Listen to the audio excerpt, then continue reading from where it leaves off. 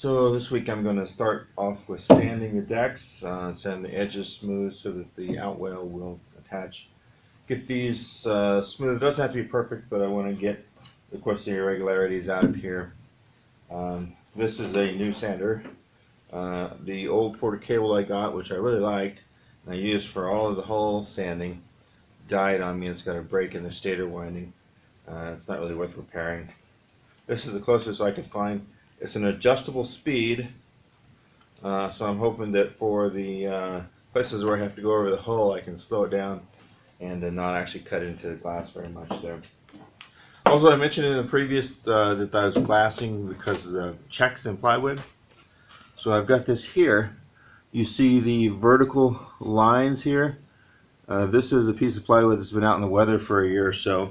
You can see that the grain has separated, and if this was on a boat, water would get in there and start causing damage. So that's what checking is. I'm going to look at the leeboard support, which should be fairly interesting. I'm going to do it slightly different from the plan, so when I get to that section, I'll go over what I'm doing there. Also, I've come up with an idea of what I want to do for the yakos, the cross beams. I'm going to hinge them. There's a thing on airplane wings where you have a long hinge with multiple fingers, and I'm going to CNC the fingers, the hinge pivot parts out of half-inch marine ply, and the actual yakos themselves out of that, and attach that, and I'll be able to pull an aluminum pin on the bottom and hinge them up. One thing I have found out with the previous version of this canoe, the Wappa, is that everything is lashed on with ropes, which is nice, and it's a real low-tech, real good, secure method. But it takes forever to put it together. Me and my wife together take about 20 minutes. So just me by myself, it takes about 40 minutes to take it apart or put it together. So this guy, everything's going to be already assembled, and all I'll have to do is unfold the yakos, pin them in place, and pull the mast out of the bag and drop it in place and run a couple ropes. So it should be a lot easier to get it set up. So today I'm going to sand, and I will keep you updated with the other interesting parts later.